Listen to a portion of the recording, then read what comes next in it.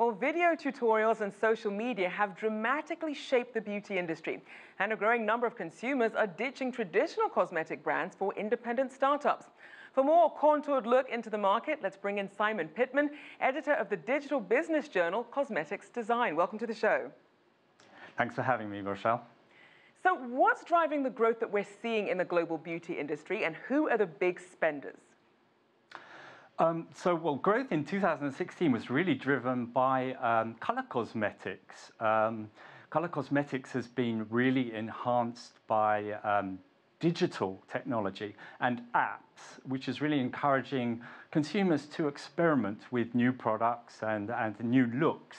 So that's really driven sales. There was a big growth of almost 7% in 2016 on the back of that, and that is continuing this year and for the foreseeable future.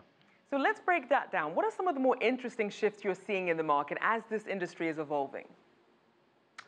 So some of the more interesting shifts globally are the continued growth of the premium sector.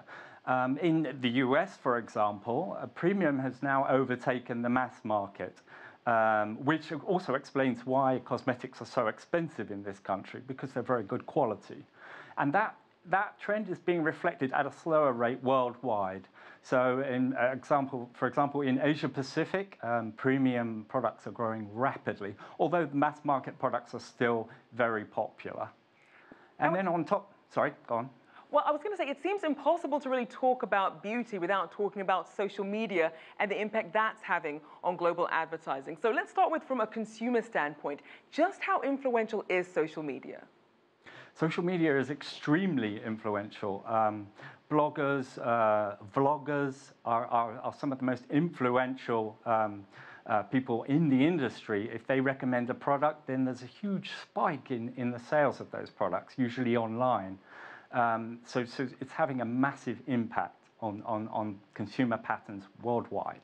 Now, we're also seeing companies cashing in on social media, whether it's advertising, partnering with these popular beauty bloggers and vloggers, social media stars, celebrities. How lucrative are these sorts of partnerships for these big beauty companies? It's extremely lucrative. It's make or break for a lot of the brands.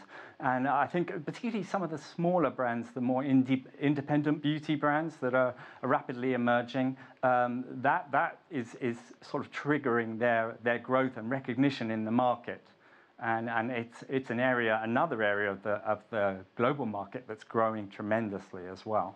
And to your point, Mark Ray, who's the president and CEO of Shiseido America, said that traditional makeup was actually down 1.3% in 2016, but these independent brands were up 42.7%. So if you're one of these larger, more established brands, how are you competing with these smaller brands and some of the new trends and niche markets that are really gaining traction? Well, for the multinationals, it's interesting because some of these multinationals are so massive, they can't keep up with the product innovation pipelines of these smaller companies. So what's actually happening is the bigger multinationals are actually acquiring these smaller indie beauty brands. And that was reflected in 2016 with the acquisition of IT Cosmetics, the US color cosmetics player, for $1.2 billion. Now, you mentioned apps as a way that some of these companies are reaching out to consumers. There are companies like Think Dirty, which helps consumers be more informed about some of the more harmful ingredients in some of their beauty products. You also have the rise of more affordable so-called clean brands like e.l.f. So how are product safety concerns also affecting the market? Well, yes, the rise of the natural and organic trend continues to be one of the biggest growth factors in the market. And I think particularly with younger millennial consumers, they're very concerned about safety. And they associate natural products, natural and organic products, with a higher level of safety. And that's why they're turning to these type of products. And that's being reflected throughout their consumer patterns. They're buying these products for their babies, for their children, and for themselves as well. Now, sometimes a label can say organic or it can say natural, but people may not really be sure what that means. So in terms of regulation in this industry and how that might affect its outlook, what's your take? Well, the certification bodies that rule this sector they're growing in recognition.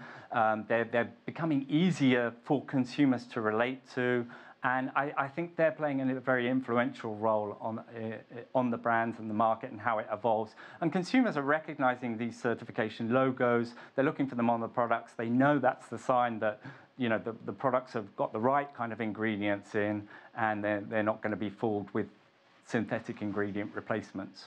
Well, thank you so much for your insights. We'll have to leave it there. Simon Pitman, editor of the Digital Business Journal.